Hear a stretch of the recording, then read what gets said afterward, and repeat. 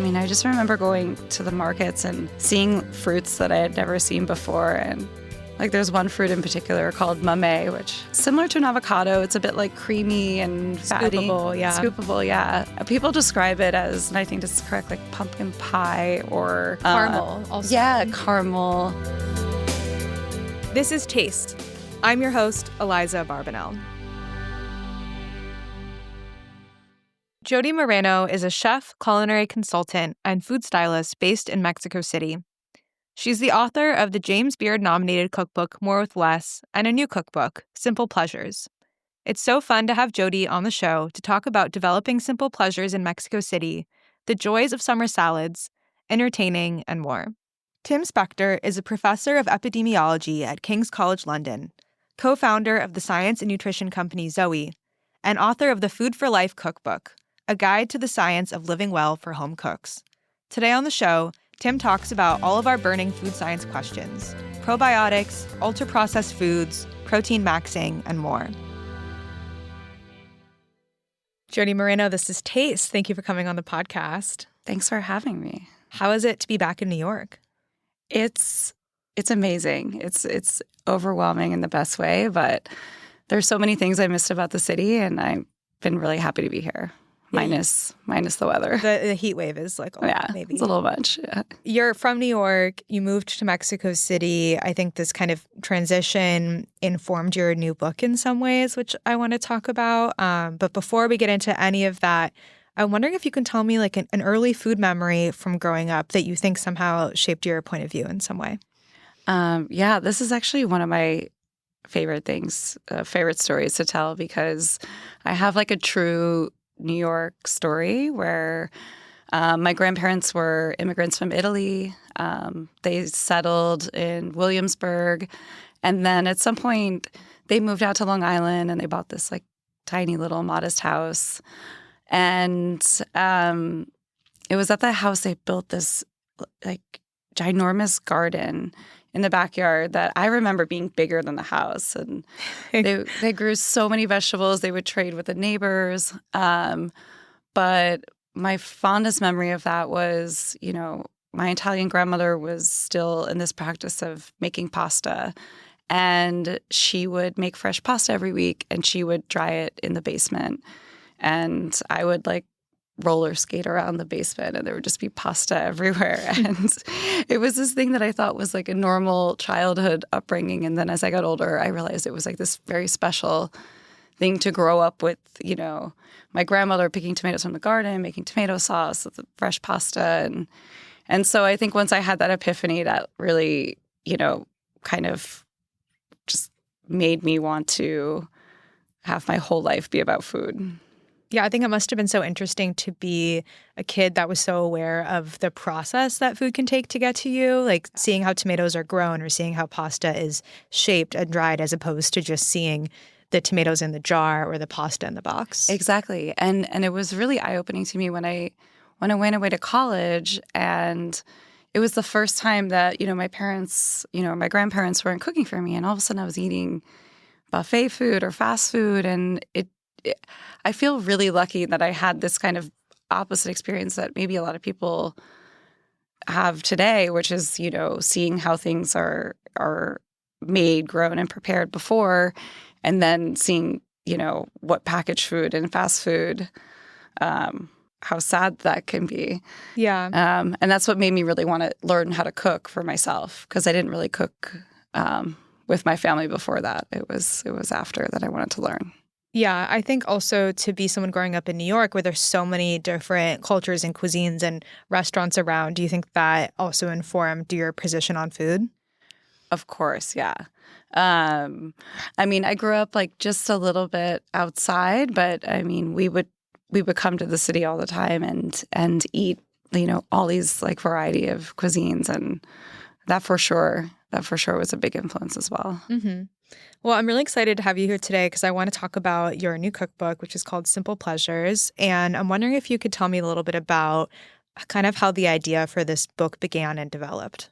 Sure. So it's my second book. And so right after the first cookbook in about 2019, I was working with some restaurants and doing all these projects that seemed to be more focused on like everything that day. It was kind of this pinnacle of wellness and special diets and this and that. And I kind of felt like I was getting pigeonholed a little bit with these projects and things that felt so like, the diets became so restrictive, and it wasn't really stuff that I was subscribing to, but they were just things that I was working on for projects. And so it kind of, I would maybe work on something, and at the end of the day, I would get home and be like, oh, I just really want a bowl of pasta like what I grew up with. And so little by little, I started going back to my roots of these comfort foods. And then during COVID, when we were cooking a lot more and, just kind of wanting to nourish ourselves in a way, I really dove into that, what were my foods that were the most nostalgic, that comforted me and made me feel good. And I started recording those, and the only, the phrase that I couldn't get out of my head was simple pleasures. Like, these are just, simple recipes, food that everyone kind of knows, but that really makes you, feel good in a different way. Yeah. Is there like a quintessential Jodi simple pleasure? Yeah. I mean, I just love pasta with tomato sauce that has like a basil flavor. The tomatoes are really fresh. And to me, it's like my last meal kind of dish. Yeah, I think that's a good one. I think one of my simple pleasures is a late night grilled cheese or late night quesadilla. I think the time of day, for some reason, just like how drinking Coke out of the bottle tastes better to me, eating a quesadilla or grilled cheese late at night tastes the best. Absolutely. I love that. Something that I learned when I was, reading this book is that it wasn't just kind of inspired by the nostalgia or like the comfort and warmth that you felt for how you were growing up, but also the fact that you were living in Mexico City and you kind of almost got stuck there during the pandemic. Can you speak to a little bit about maybe how that happened or how being there kind of shaped the book as well? Yeah, this is a totally wild story, but so I mean, basically, after the first cookbook, I started traveling a bit, and I was spending some time in Mexico with other chefs, and I was kind of inspired to go back more fully back in the kitchen. And I was looking for jobs. I was, considering staging at a couple of restaurants, and then I got kind of a dream job offer with a well-known chef in Argentina. And this was February of 2020. He kind of made me an offer. We were going to visit, multiple countries over 6 months. And then, the first week of March comes, and all this like talk of, this quarantine and the virus and everything. And at the time, I had kind of put all my eggs in that basket, and my studio in Brooklyn that we had for 3 years, we decided to let the lease go. Same with my apartment. So I was essentially, I was going to be living on the road. So I gave those up. And then I was in Mexico City when he called me and said, do you mind staying there for a couple of days to see, what's going to happen? What's going to happen? Yeah.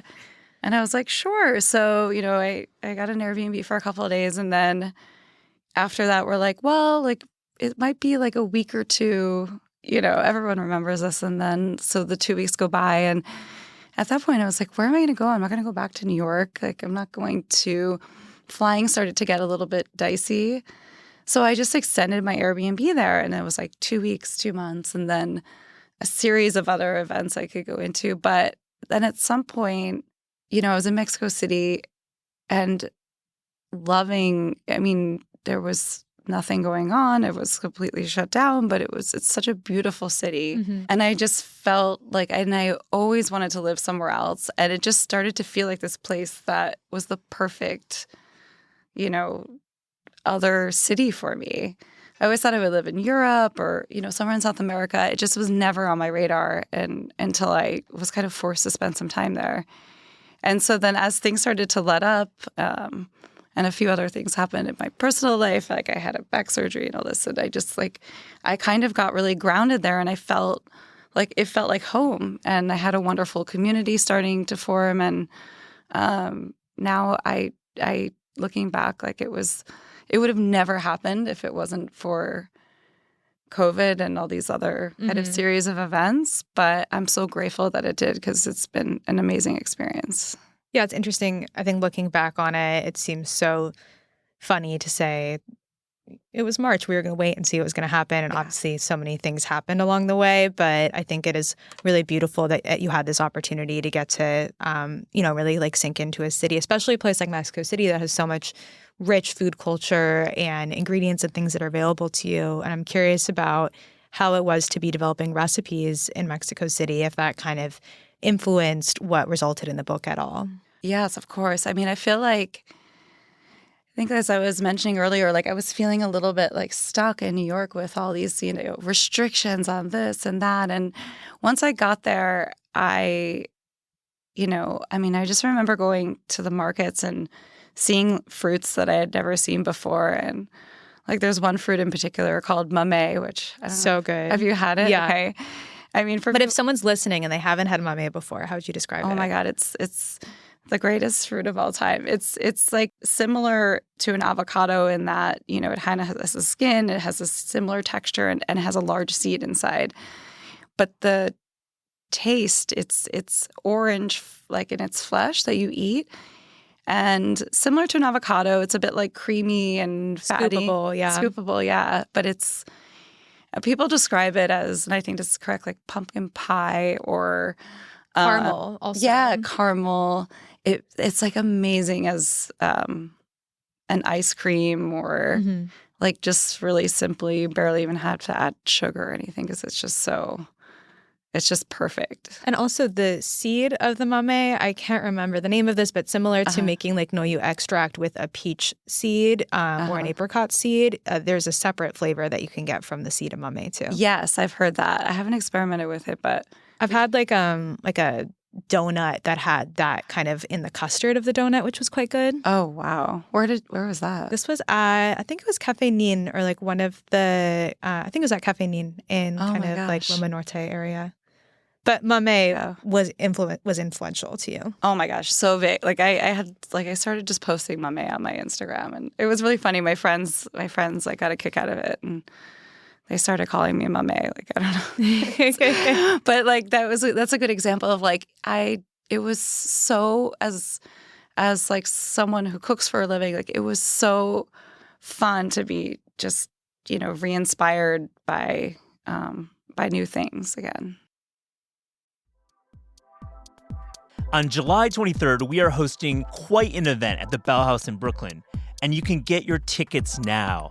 Eliza and I will be joined on stage by some of the food world's most interesting figures, including Haley Catalano and Chuck Cruz, and the one and only Padma Lakshmi.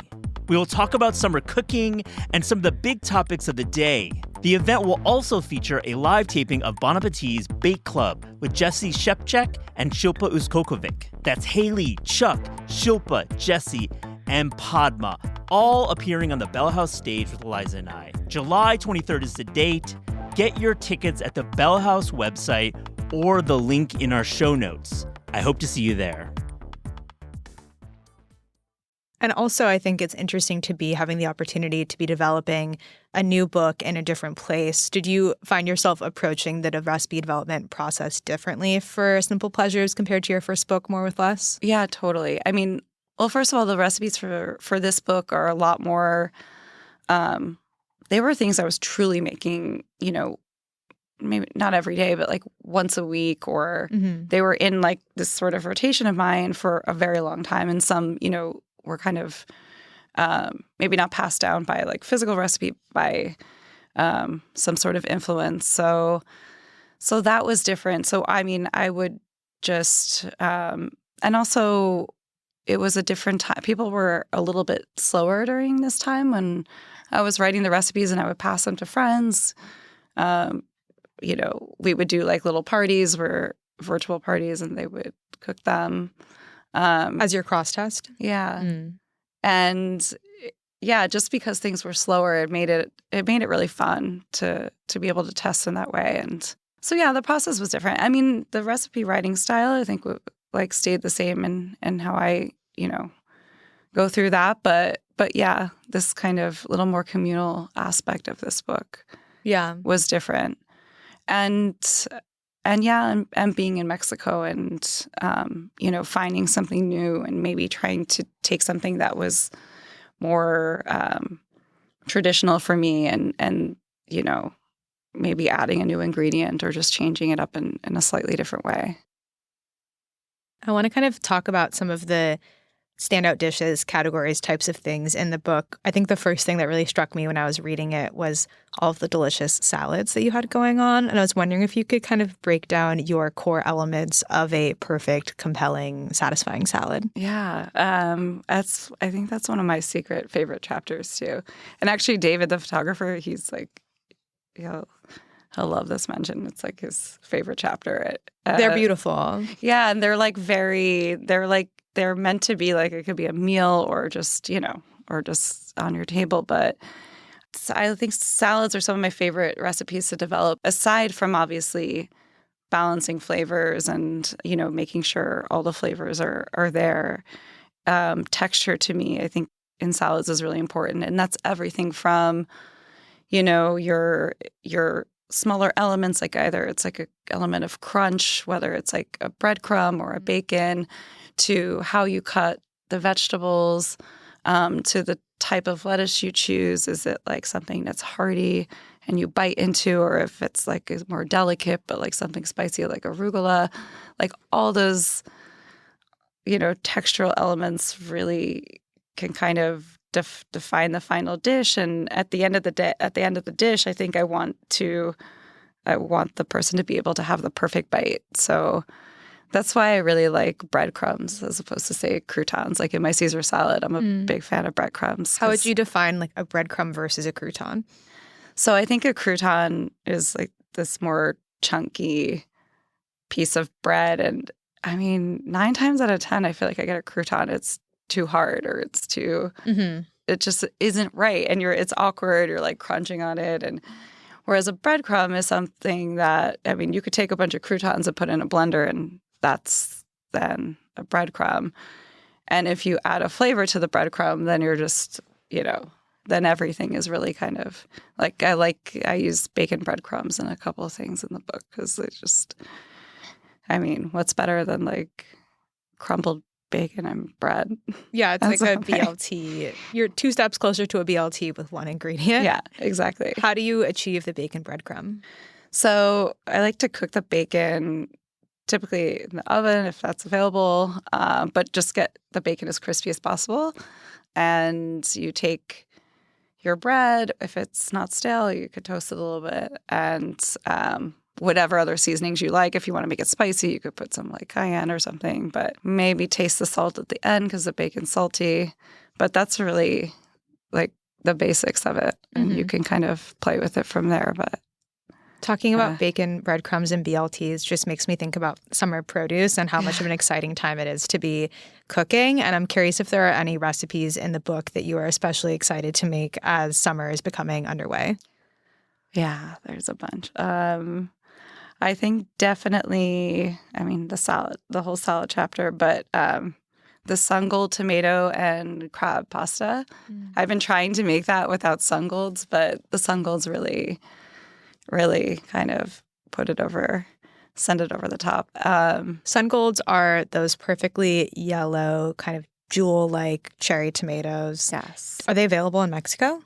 They are. Wow, I love that. And you get tomatoes more months out of the year there. But yeah, I mean, here in New York, we still have not gotten tomatoes, and we're talking in June right now. I know. I'm like literally checking the market every other day. How are the tomatoes existing with the crab and the pasta? Are they burst, or what's the kind of preparation? They are just kind of they're melted down, I guess, in olive oil and garlic, and that's it, and red chili flakes. And that's kind of the sauce. And then at the end, you throw in the crab, and it kind of melts into everything, and It's just like a perfect summer pasta. I just did like a little wiggle in my chair because I got so excited to eat that. Yeah. I keep like a bucket list of things I want to make in the summer, and I think this is probably going to have to go on it. Yes, it has to. It's like such a good summer dish. Are there any sweet things that you're looking forward to making? Absolutely. There's one I haven't made yet since I did the recipe writing and testing, but the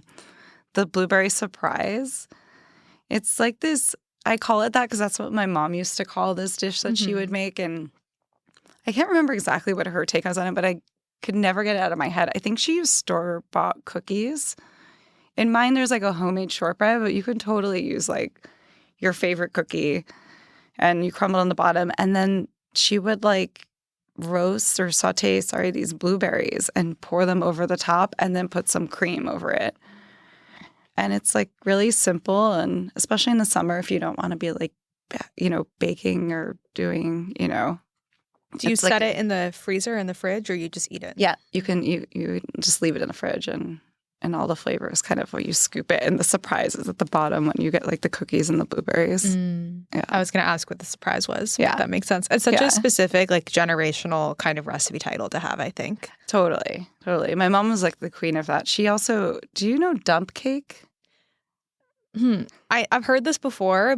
You dump everything in the bowl. That's why it's called that. But I don't think I could describe a dump cake beyond that. My mom used to make it all the time, but it's one of my favorite memories of her too. Like I think it was on the back of like a Betty Crocker cake mix, and it was you use the cake mix, but you also put in like, you couldn't make it a little more like, fancy by using like fresh fruit and I think you just put chunks of butter, the cake mix, and the fruit. But it comes out and it just has this taste that is like, it's so good. Something that my mom used to do for me that I think you might appreciate with berries in the summer is you take strawberries and then a bowl of brown sugar and a bowl of sour cream, and you dip the strawberry in the sour cream and then in the brown sugar. And then it's kind of like tangy, cold, creamy, sweet. Oh my gosh, I love that. I love sour cream in desserts. I think it's such an underutilized ingredient desserts because you're right. The flavors, like they just work. That tangy with the sweet is. Yeah, honestly, I haven't thought about that in so long. But when you mentioned blueberry surprise, there was something about it that kind of, I think maybe she would call it strawberry surprise or something. Oh, I love that. I want to talk to you about like entertaining as well, because I think a big part of your book is about kind of gathering people together for a meal. And I'm curious if you have any kind of techniques or approaches for how you kind of set the stage and make an environment where people feel like they can really kind of settle in and have this kind of long meal together. Yeah. We wanted to include that section in the book because I feel like, I used to do and love to do very, like much more formal entertaining where, you have there are place settings and, you're maybe doing a couple courses and maybe it's family style, but it's still like seated. And then, I started to like kind of throw away that notion in favor of this more like casual gathering where people like maybe you don't even sit, maybe you don't even have plates or utensils. You can, pick your theme, whether it's, I love to do like maybe shellfish or even just like a massive grazing board and you invite your friends over and you have that and wine and, I have like a tin fish bread. I mean, you could do all of these things too. But I just like that idea of like keeping it really informal and, have everyone like standing around talking for hours, eating, grazing. And so that's why we included that, or just like ideas for people to gather in this more informal way. Yeah, so I take it you're not a fan of place cards on a table? No. I find it... if someone does it for me, yeah, but I think for me, like in my style, it's, not for me anymore. You find that, people just will get along and find something to talk about. Yeah.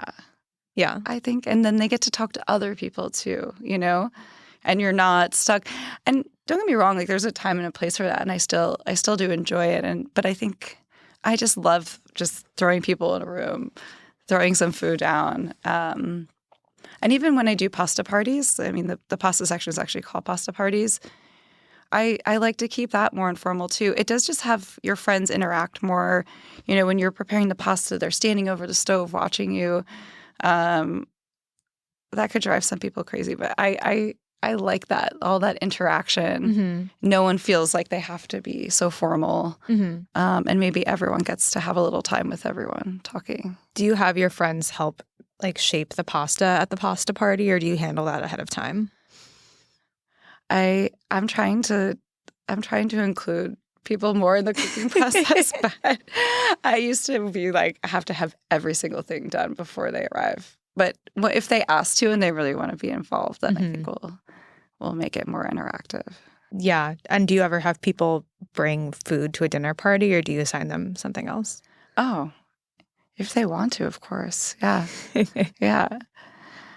But I like to, I could sound like a control freak if I really say how I really do it. But I mean, I love to do everything. When people even offer to help, I'm like, only if you really want to. Like, I really enjoy everything, even the dishes. I think especially as a cookbook author, as a recipe developer, as someone who thinks about not only individual dishes, but how they fit together, there is something satisfying about having a complete meal that you have planned as opposed to just a dish or two. Yeah, 100%.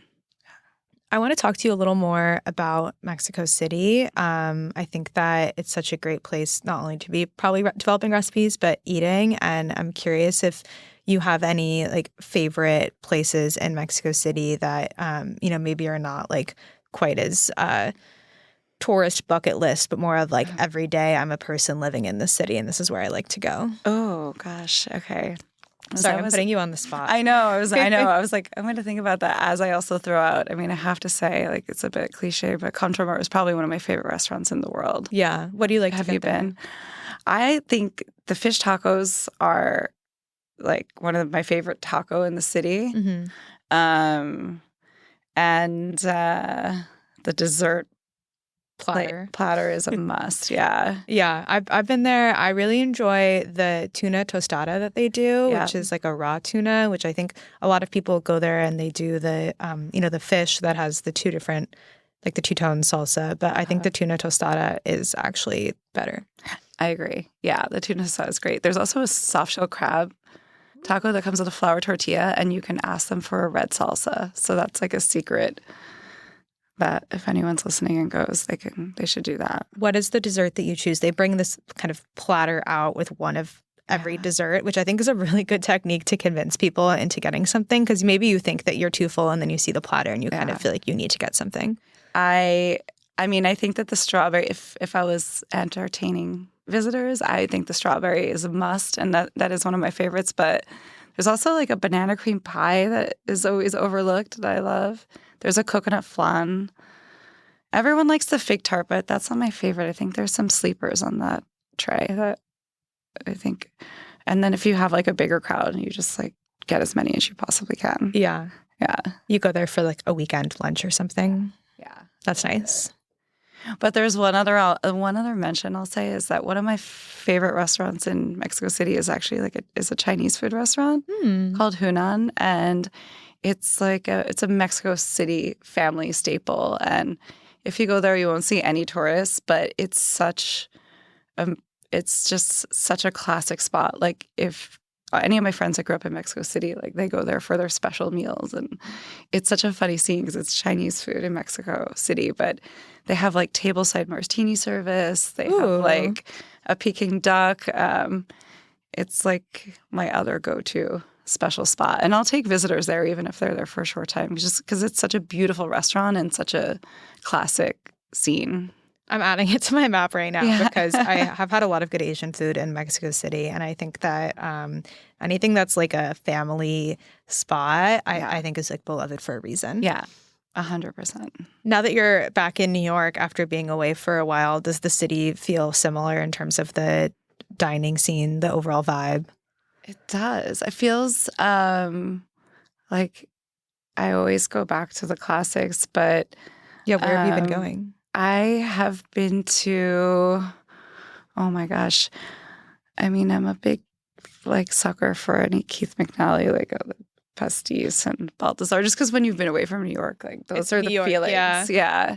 Raoul's too is like a absolute favorite. Do you call ahead and try to get a reservation, or do you just walk in there? We've tried that, and then it's usually like They never have 5:30. Yeah. Yeah. And then we walk in, and we usually can make it work. That's good. I think that's the thing. Like, I'm not good at making reservations, so I feel like if I can't find a way to finagle myself in, then I think that's maybe like one of the less good things that's happened in New York coming out of the pandemic, especially, is I think that like maybe because the pandemic was a difficult time for restaurants and so they relied on reservations more, or maybe because of like the TikTok belly landscape here. Like I feel like it's much harder to get a reservation at places, and it feels like sometimes there are restaurants that just have so much more space for reservations and walk-ins. Yeah, exactly.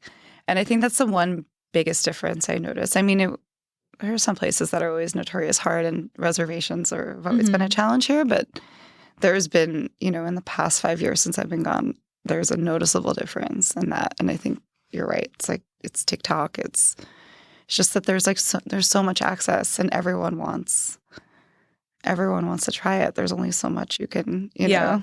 Besides the New York classic steakhouse bistro type thing, what else are you trying to eat while you're here?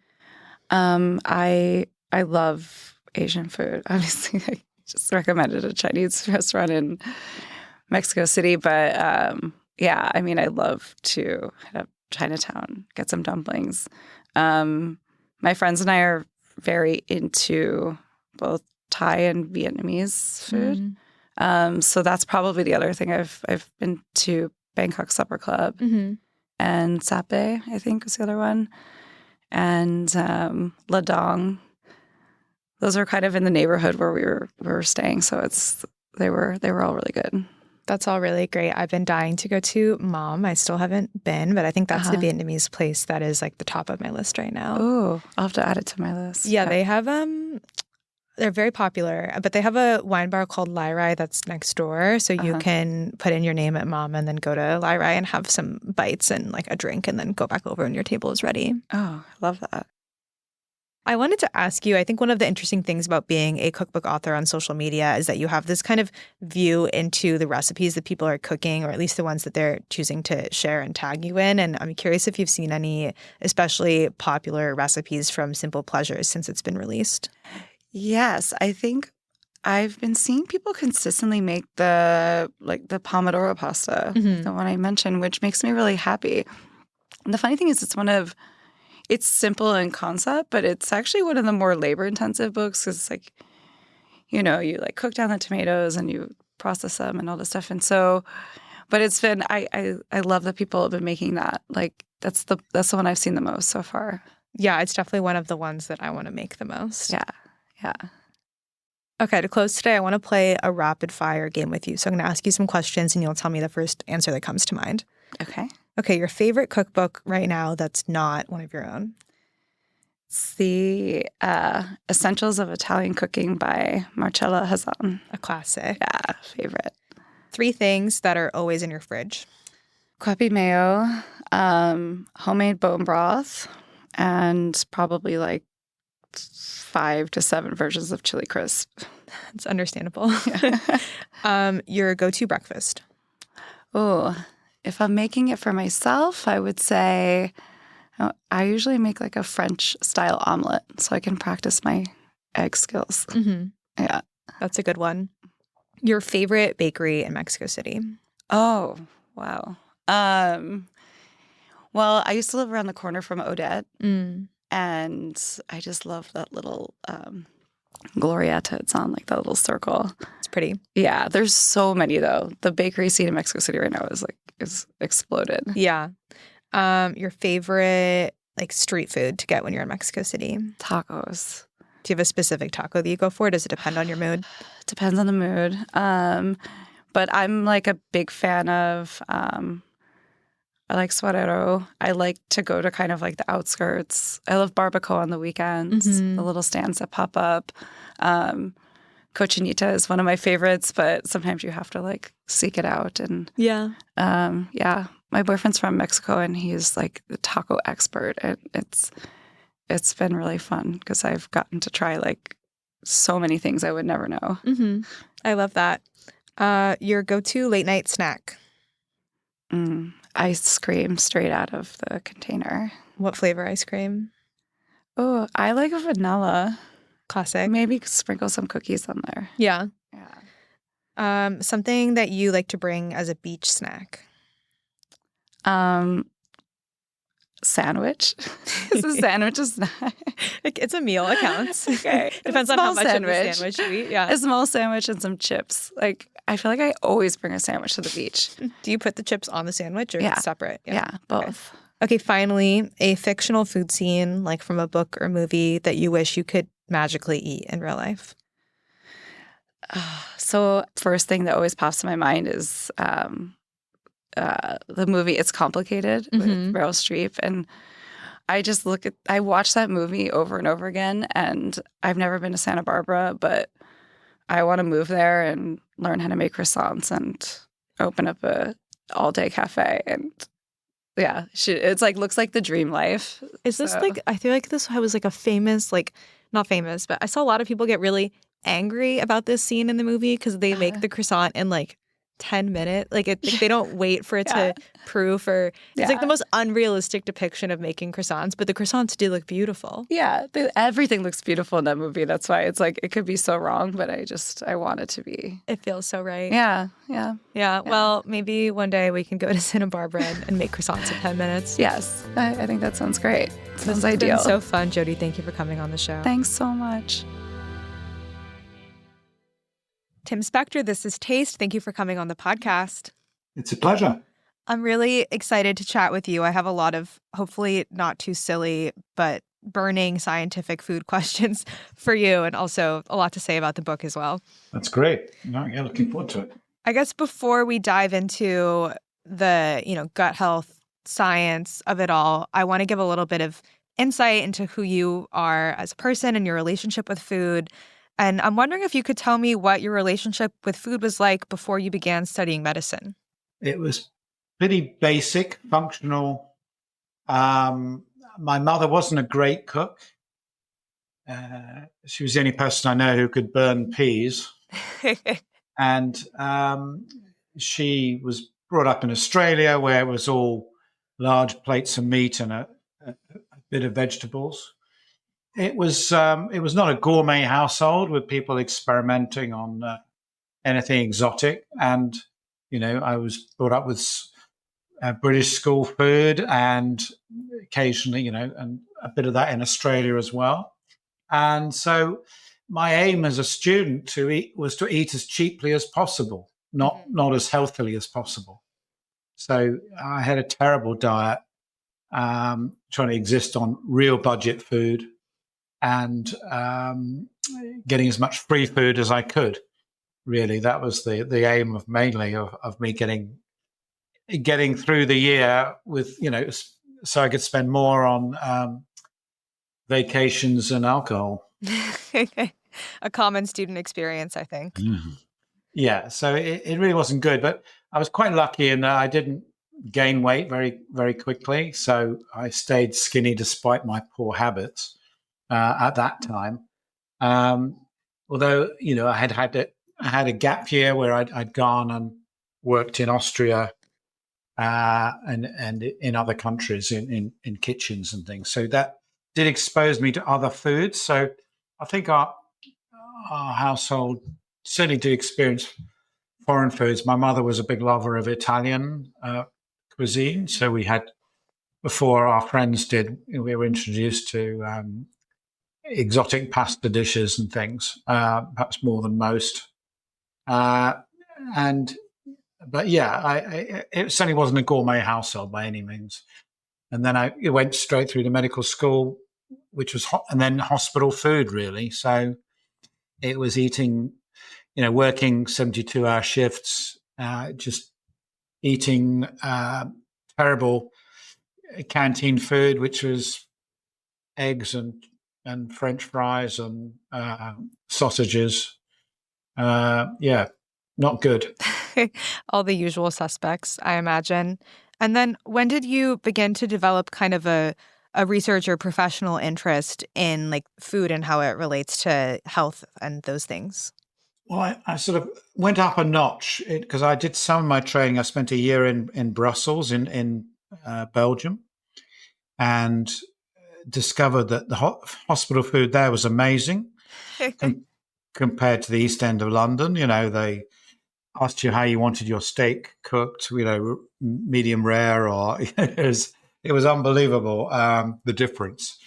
And they didn't really have any junk food there at all. It was like a superb restaurant in the hospital canteen there. So I knew that other people were getting it right. And I had a year of eating in amazing restaurants in Brussels. So that upped my level. And then I married a Belgian, French Belgian, who was a good chef. So again, the quality of food I was getting went up a notch. But I didn't really think about the health aspects much at all, beyond the average doctor, until about 2011, when I had my own little health crisis that triggered it all. And it's only when you're affected yourself that I think you make a big play of things. And that sort of jolted me out of this idea that most doctors have, that they know everything. That suddenly I realized when I was researching for myself, I really didn't know very much, and I hadn't been taught very much at med school. And as a doctor, I was mainly just bluffing it with patients, as most of my colleagues were, just and treating food like fuel, and it's just about calories and amount of fat and sugar. There was nothing much more to it than that. So that was the moment that the penny dropped. And at the same time, in my parallel life as a scientist, a doctor scientist, I discovered that, looking at identical twins, that the only thing I'd found in about 20 years of looking at identical twins that was different were their gut microbes. So their gut health was very different. And that, to me, rang a little bell in my head that said, wow, this could be the reason that we're all different and that we're all responding to food differently, because up to now, we've just ignored this new organ in our bodies, this gut microbiome. And those two events, this research finding and me having this mini stroke in Italy up a mountain, both, coincided. And so it really triggered my interest from a personal and a research point of view, such that I said, this is what I want to spend the rest of my career working on, and I'd been a rheumatologist, I'd been a geneticist, I'd done epigenetics, I'd done lots of different things. And my philosophy in science had always been to try and pick the hot topic of the next decade and be there. And so that's why I didn't want to just be doing Me Too stuff. So that's why the gut microbes and health suddenly made sense to me. And if you want to do the gut microbes, you had to then understand or relearn all about nutrition to be able to put it into its right place, so that we can actually start making the right food choices if we understand why we're making them and who we're making them for. And it was miles away from what I'd been taught about calories and saturated fat and sugars and carbs, and the way we've treated ourselves, like just with these strange combustion engines that just burn fuel at one end and need to run around a little bit more and it'll all be sorted out. Yeah, I think it is so interesting to hear that you thought that the gut microbiome would be the topic of the next decade, because we're here over a decade later, and I think it is such a huge topic of conversation for people. And I want to dig into that, but I want to go back to the twin study a little bit just to kind of connect those dots, because I'm actually a twin myself, so I'm fascinated on that level. But the fact that the identical twins had different gut microbiomes. I'm assuming that's because they had different diets, and I'm curious if they had other health outcomes that were different as well. Remember, we looked at identical twins. I don't know if you're an identical twin or not. I'm not, unfortunately. Yeah, we all wanted to be identical twins, didn't we? But they're clones of their sisters, for example, or brothers. Every gene is the same in every cell in their body, and they also spent their life together. So up to the age of 18, they'd have eating exactly the same foods, gone to the same schools, had the same parents, a lot the same friends. But they ended up, even if you'd studied them at 18, they had different microbes. And that's because there is a randomness to it that we didn't know up to that point. And often the first 4 or 5 years of life are when they're quite random, and just depending on who got like a cold virus first or who got given antibiotics would totally change the composition of the gut microbes. And it may have been even who touched them first as they came out of the obstetrics ward, that would change their gut microbes. So we know that it's not very genetic at all. It does relate to how closely you're brought up, but it meant that they were really no different to either fraternal twins like you or the average, pair of sisters or brothers. And that told us that genes aren't the crucial thing. Environment is, but there's also a big random element to this because presumably evolution has made it that way to make it rather different so that I guess we don't get all wiped out by the same infections. That's really interesting. And I think maybe a lot of people today know that the gut microbiome is something in your body, and that if you eat probiotics, you'll have more good bacteria and maybe your digestion will be better. But I think it's much more comprehensive than that. And the gut microbiome affects our bodies in lots of different ways. Could you kind of speak to that a little bit more and break down why this is something we should pay attention to? Yeah, I think the way to think about this is that you've got as many microbes in your gut as you do cells in your body. And we've evolved together with them. So it's not by chance. This is millions of years of evolution in every animal. And they provide a role that we can't ourselves do. So, we're giving them a home, and they're giving us a bonus of thousands of chemicals that they produce that we can't do. So they're like mini chemical factories in our bodies, pumping out these chemicals. And their main role appears to be on two systems in our body. The first is the immune system. They send out chemicals to the immune cells that are lining our gut. Most of our immune cells are not in our neck or bone marrow, but they're actually in our guts. And they're there for a reason, and that's to sense what's going on in our world. And our gut is our body's way of finding out what's happening on the outside world. And so they're interacting with each other. They will, if they're unhappy, they'll cause inflammation, which means you've dialed up the immune cells. And if they are happy, they'll be sending out nice calming signals.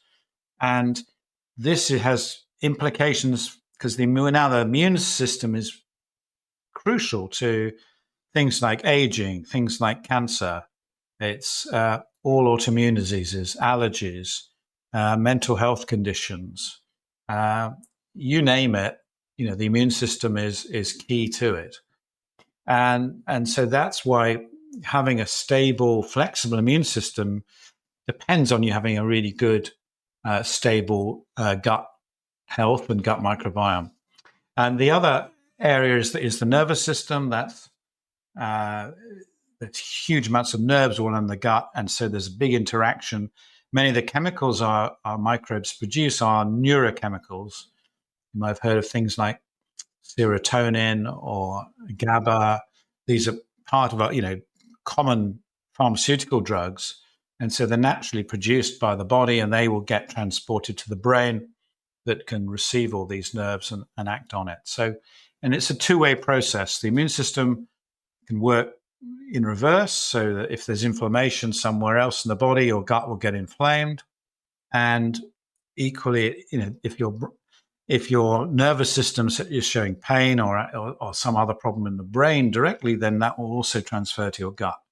So it explains why, before exams or some stressful, podcast, you might get, butterflies in your gut. It's because the two are closely connected for evolutionary reasons. And I think we haven't known until recently exactly how it all worked and how crucial it is to really make sure this organ is functioning well, which is just as important as our liver or our heart. We can't live without a gut microbiome. So think of it as chemical factories that are really will produce all the good stuff if you feed them right and all the bad stuff if you feed them wrong. That's so interesting. I never understood why you feel that kind of tingly feeling in your stomach when you're anxious. But of course, I think that's a feeling a lot of people have felt before. And I think it is proof that everything is so connected. I guess I'm wondering if I want to be supporting my gut microbiome, like, do I have to take probiotics or can I just be eating a lot of probiotic foods? Eating probiotic foods is always going to be better than just chemical probiotics for reasons that I talk about a bit in the cookbook. But there's a huge variety of microbes in fermented foods. You get it, the more the variety, the more chance it's going to have a benefit for you. And the studies are now suggesting that you get better benefit from having at least 3 portions of fermented foods a day than popping some probiotic pills, which have a more limited benefit for you. And so there was a big study in Stanford about 3 years ago that showed that just within about 3 weeks, you can get a significant drop in your blood inflammation levels just by taking fermented foods, 3 to 5 fermented foods a day. And so it is really, really important. But that's just one of the principles in the book. Fermented foods, you can't live just on it. It would help. So you could have a really terrible diet supplemented by fermented foods. It would help you a little bit. But in the end, you want more diverse microbes in there. You want to grow the good guys and crowd out the bad guys. So that's what we with this company Zoe that I co-founded. We've now got over 250,000 gut samples from people, and we've done sequencing of it. And we now know that gut health, which used to be thought as just diversity, how many different species you have was a pretty good sign of your health. But even better is the ratio of the good bugs that are associated with good food and good health outcomes, like low cholesterol and low sugar and low weight, compared to the bad guys that have the opposite effects. So it's all about, if you think of your gut as a garden, you want to increase the flowers so much that there's no space for the weeds to grow. And to do that, you need to be eating a rich variety of plants which act as fertilizers for your gut microbes. So that's why we've gone for this concept of eating 30 plants a week as a goal. You may not get there, but it's a pretty good goal, and that's where we see the sweet spot of people. Once you get there, everything else seems to fall into place. You're eating enough fiber, you're getting a variety, and your microbes are happy. In addition, you want to eat colorful plants if you can. This is the polyphenols. And that's the second principle is, you may have heard of eat the rainbow. People used to say that. We didn't know why that was good, but it turns out it's because these colorful, often slightly bitter plants have these defense chemicals called polyphenols, which are like rocket fuel for your gut microbes. And they have all these benefits on the body, and particularly, again, on the immune system. So the third one is fermenting. Then you've got the idea of pivoting your protein. So rather than having meat every day. Try and switch that for legumes and pulses, things like lentils and beans, which are not only a good source of protein, but they're also packed with fiber and have other benefits for your gut. Then you've got giving your gut a rest is a pretty good principle. So cut out late night snacking and try, it doesn't work for everybody, but try and do a 14-hour overnight fast if you can. That has been shown to be beneficial for your gut microbes. They need to rest just like we do and sleep and have a circadian rhythm. And then the final one is to really cut out high-risk processed foods as much as you can. Obviously, 60% of the American diet is of that category. And probably the really bad ones are only about 25 to 30%. So if you can get rid of those, then your gut microbes will be happy. So they're the sort of 6 principles that I tried to stick to in advising people how to eat, but they're broad. So, that's the idea, is you have to be flexible if you're going to have a sort of way of eating for the rest of your life rather than just for a few weeks. Yeah, I really enjoyed reading the 6 principles, and I think the one about eating 30 plants for a week is the one that jumped out to me the most, because at first I found that very daunting as a number, and then I started writing down all of the plants that I was eating over the week, and I think it's easier sometimes with different seasons. Like right now it's, finally summer and we have all these different vegetables that I want to, throw into a salad, and you can get maybe 5 or 6 plants in that alone. Whereas in the winter, I think it's probably harder for me to do that. And I think also you say that spices count as some of the plants, right? Absolutely, yes, because they're concentrated plants. You think of them, we forget that, spices, herbs and spices, are really the tastiest bits with the most polyphenols. So they really count, and your microbes love them. And they've done actual clinical trials of giving people an extra spoon of spice mix. And again, in 2 weeks, you can improve a gut microbiome. So you need to make your foods, ideally get it more spicy. Bland doesn't really work for your gut microbes. They like a spicy life. So that's really important too. But yeah, so most people get frightened off by this 30 a week idea when they first hear it, because we've forgotten what actually makes a plant. And, there's some weird ones in there. People just think, bananas, but berries, different colored berries, the different types of berry, they all count. You can buy these frozen. You can get a can of mixed beans, which will have 4 different plants in it. You can buy, mixed grains, these quinoas, which are different colors. You buy mixed seeds in the market, mixed nuts. There's lots of little tricks that you can get to keep your microbes happy. I wanted to ask you about protein a bit more. In the book, you're talking about, encouraging people to diversify their protein sources and, certainly legumes as an option for that. I think, at least here in the US, there's been a lot of discourse around protein maxing, people call it, trying to eat huge amounts of protein as a way of kind of supercharging their health. Do you think most people really are protein deficient like that, or is that kind of a misconception? That's a big misconception, but driven by huge amounts of marketing. So it's not surprising people are confused. The data show that in the US, 90% of people, of the average American, is getting enough protein.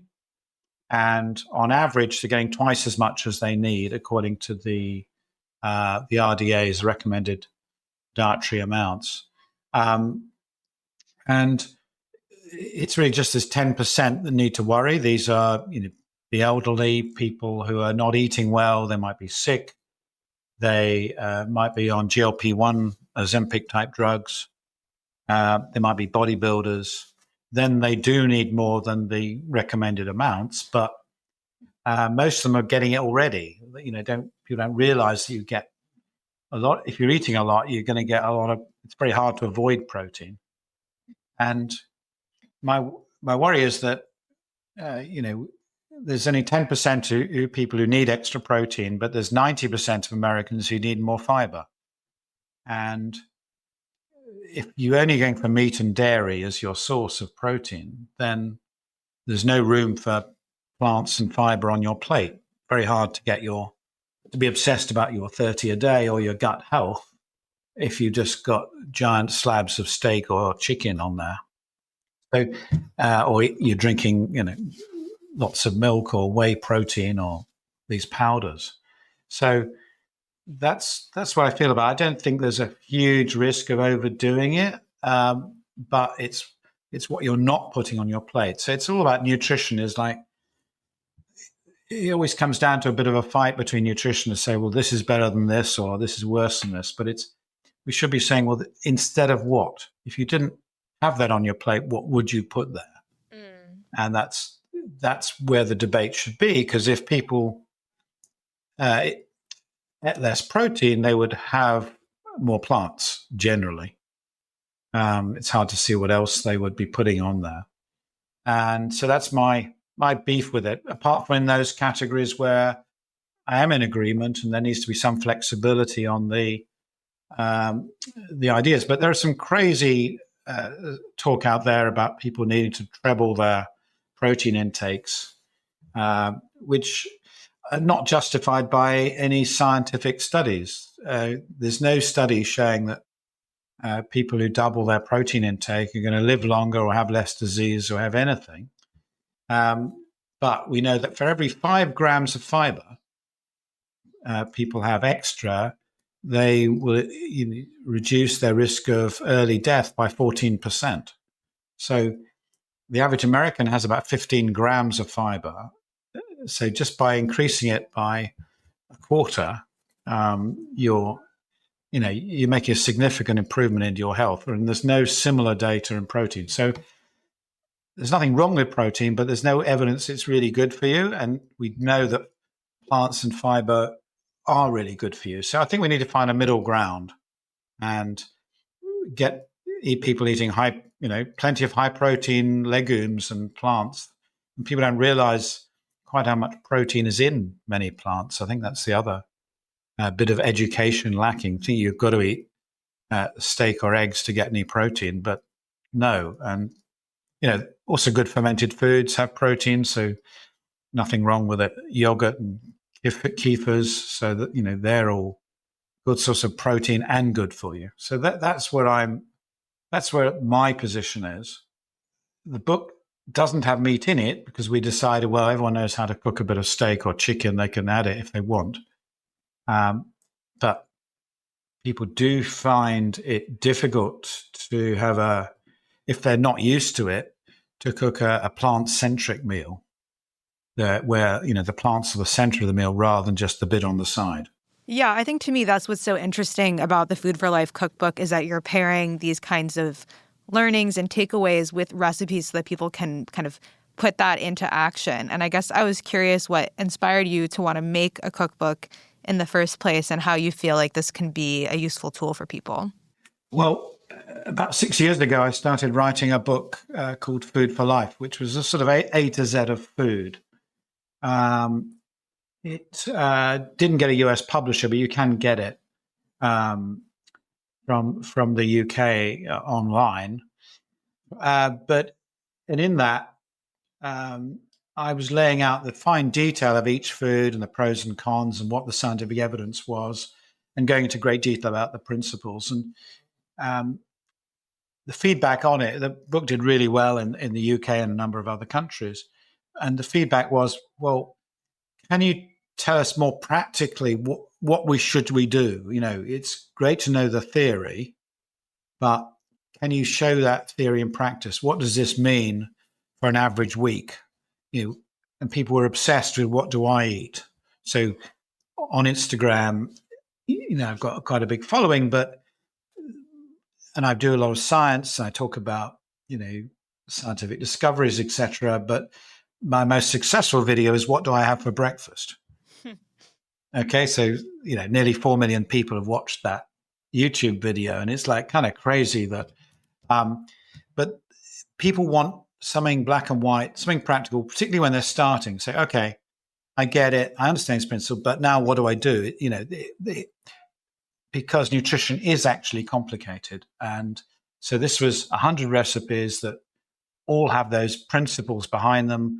They all score really well using our Zoe scoring system, which is a sort of global one about reducing sugar spikes, keeping your fat levels low in the blood, and helping your gut microbiome. And I think so. It was popular demand, really, and I wasn't aware of any other book out there that had this sort of basis of science and say, okay, we're going to do each recipe based on these principles, trying to maximize things like how many plants in it, so how much fiber's in it. Normally, they just talk about calories and try to get, oh, this is a super good one. This is a low-calorie food. Well, I believe, and many of my colleagues now believe that, calorie counting is completely worthless and a distraction from the quality of the meal and the food, and doesn't tell you anything about how much it's going to fill you up or have other benefits. So it was really important to write a cookery book from a different angle, where calories are not mentioned at all, but fiber are and number of plants are. And we have lots of additions. You may have noticed in the book, lots of things you can swap around, so it's flexible, and you can always top it up with, always there's some fermented food to top it up with, so that you can get more fermented foods into your diet. And that's something that I also hadn't seen in other cookbooks, this mixture of sort of more classic cooking, but instead of some of those old-fashioned ingredients like creme fraiche, you'd be adding in fermented kefir, or into salads, you'd be having some sauerkrauts.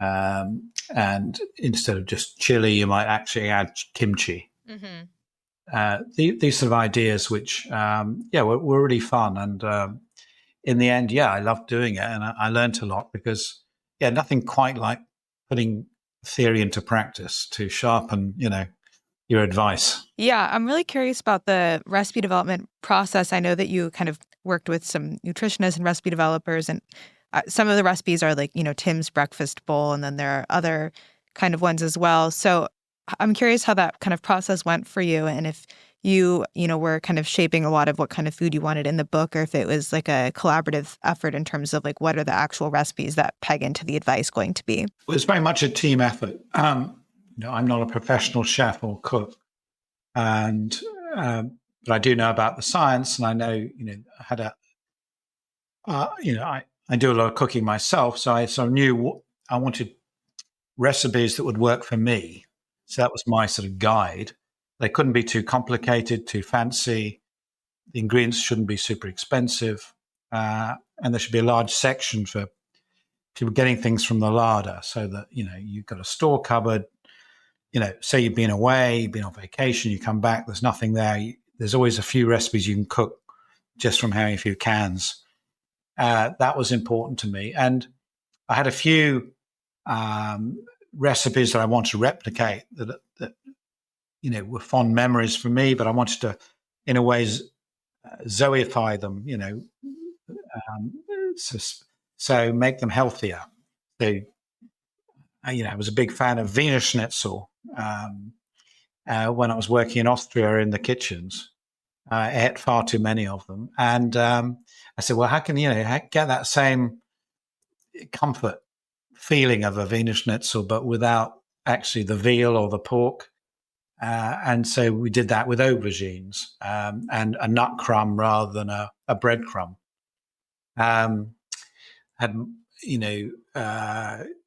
My mother was a big fan of making lasagnas.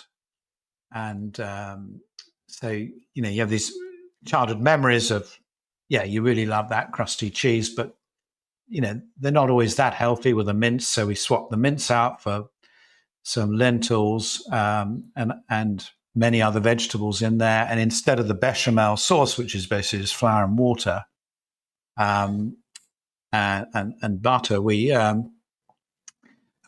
made that into a bean, a white bean mash, which worked really well as a creamy sauce and gave you the same mouthfeel. So that was my contribution. Then we had, so we knew generally what sort of dishes we wanted, and then luckily we have all these people, subscribers to Zoe, does this personalized nutrition, and we've been offering recipes, and people have been saying what their favorites were. So a lot of them reported, well, we like this one you showed us, and so a lot of those favorite recipes that are either appeared on Instagram or were shared on the website, we used those as well, and then filled in the gaps, by just playing around with a few other recipes that we'd said could work. So very, very much a team effort, which is fun but we had expertise from nutrition scientists, clinical nutritionists, recipe developers, and the public. So it was, it was really fun. I think one of my favorites that I want to make is this eggplant parmesan recipe that has lentils in it as well, which is something that I had never thought to add in, but I think makes so much sense. And I think just shows even more about how having like legumes as something in the pantry that you can add into things really kind of goes a long way. Yeah, that's a great example of how if you have this idea that more is better, that you're always looking at every recipe and say, oh, what can I put in, to make this either taste better or be better for me or fill me up more or whatever. So that's a great example that you take something simple, which would be normally just a lot of cheese and olive oil, right? And you say, okay, how can I balance that out and give you some protein and some fiber in there as well? And it works really well. So that was the big principle. And whenever we could throw some kefir on the top, or some sauerkraut or kimchi, we always did. It was quite fun to see in which times you can swap out, some double cream or creme fraiche for something much healthier, and you can a lot of the time. And we swapped out things like vegetable stocks, which are in general really quite highly processed and quite often salty. It's hard to control the salt in it. And so we made our own bouillon, which was you just make with a bit of nutritional yeast and other nuts and things. This sort of savory stock. But I also ended up using miso paste, which is a fermented food. Mm-hmm. And that's now my staple. I haven't used a commercial stock cube, I don't think, for several years now. So, a lot of things have changed the way I cook as well. So it was very much a learning curve for me. Yeah, I think that's so special about that kind of collaboration also that, the nutritionist, the scientist, the recipe developer, everyone can kind of bring their expertise, and the result is a kind of like multidisciplinary book. No, we learned so much from each other because the recipe developer had never really sort of, they'd done recipes for someone who wanted low-calorie foods, but that was the only objective. They'd never done it this way around. So they found it really fun as well. Yeah, I think as someone who's, I look at all kinds of cookbooks, and I've certainly looked at a lot of kind of health-focused cookbooks as well. I really like that at the top of every recipe, it has the grams of fiber, it has the amount of plants that are in it, and then, preparation time, all of those things. But it doesn't have anything about calories. It's really kind of highlighting all of the good things that the recipe is doing for you. Yeah, and the ingredients, which, we should be celebrating those great ingredients and herbs and spices and things. This has been such an interesting conversation, Tim. Thank you so much for your time. It's my pleasure.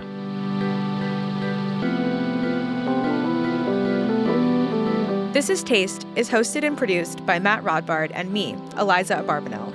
The show is edited by lead producer Clayton Gumbert and supervised by Pat Stango, Director of Media Production and Development at Penguin Random House. Thanks to Shalia Harris and the production team at Penguin Random House. Theme music by Steve Rydell, logo and guest illustrations by Ellie Skurzat. Visit Taste online at tastecooking.com and make sure to subscribe to our newsletter to keep updated on all cool things in the world of taste.